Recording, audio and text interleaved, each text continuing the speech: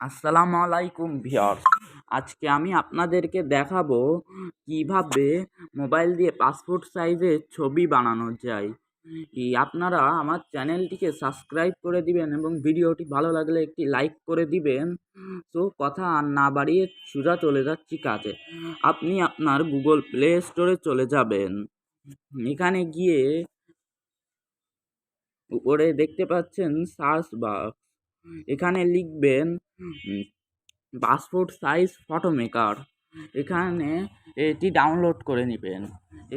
এটি আমার ডাউনলোড করা আছে, সো আমি এর মধ্যে চলে যাচ্ছি।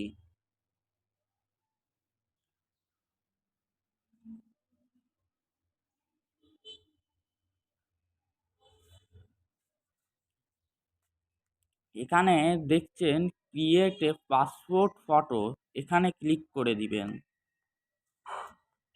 এখানে কান্ট্রি সিলেক্ট করে নেবেন। এখানে ফটো টাইপ সিলেক্ট করে নেবেন। এখানে আমি পাসপোর্ট 40x50 দিয়ে দিচ্ছি। তারপর সিলেক্ট ফটোই ক্লিক করে দিবেন। এখানে গ্যালারিতে ক্লিক করে দিবেন। সেখান থেকে যেই ফটোটিকে আপনি পাসপোর্ট সাইজ বানাতে চান সেই ফটোটিকে সিলেক্ট করে দিবেন। তো আমি এই ফটোটিকে সিলেক্ট করে দিচ্ছি।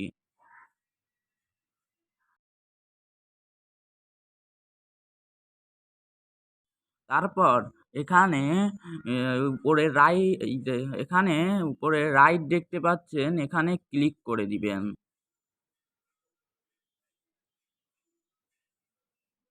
আবারও উপরে রাইটে ক্লিক করে দিবেন। আবারও ক্লিক করে দিবেন। এবার এখানে দেখছেন আপনি চাইলে এখান থেকে জামা সিলেক্ট করতে পারেন, যে কোনো ড্রেস সিলেক্ট করতে পারেন। সো আমি এই ড্রেসটিকে সিলেক্ট করে দিচ্ছি এবং হেয়ার সিলেক্ট করতে পারেন। হেয়ার সিলেক্ট করার জন্য আপনাকে এখানে যেতে হবে। এখান থেকে আমি এই হেয়ারটি সিলেক্ট করে নেব।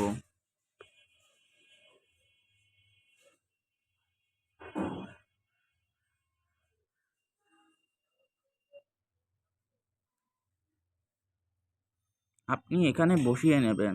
তারপর এখানে রাইটে আবার ক্লিক করে দিবেন। তারপর এখান থেকে ইরেজারে ক্লিক করে দিবেন।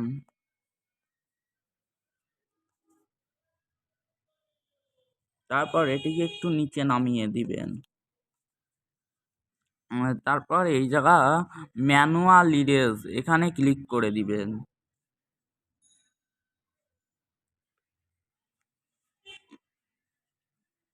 এখানে এভাবে ঠিক করে নিবেন এরকম করে।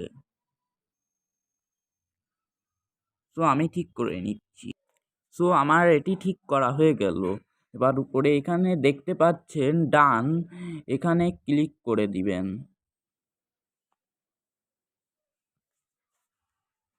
তারপর এরকম একটি ইন্টারফেসে নিয়ে আসবে। এখান থেকে আপনারা ব্ল্যাক কালারে ক্লিক করে দিবেন।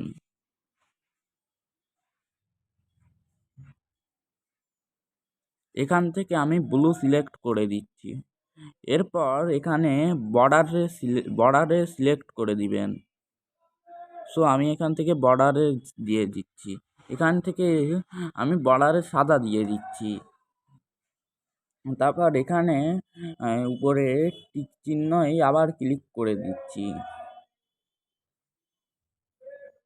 তারপর এখান থেকে পিএনডিতে ক্লিক করে দিবেন।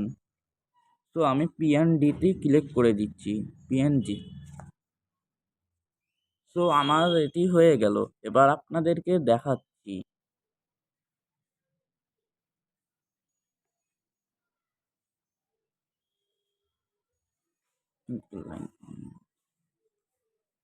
এই দেখেন, একদম ক্লিয়ারভাবে আমার ফটোটি হয়ে গেল। সো আপনারা যদি আমার এই ভিডিওটি ভালো লাগে তাহলে অবশ্যই লাইক করে দিবেন এবং অবশ্যই সাবস্ক্রাইব করে দিবেন। সো আমি এখন বিদায় নিচ্ছি। ধন্যবাদ।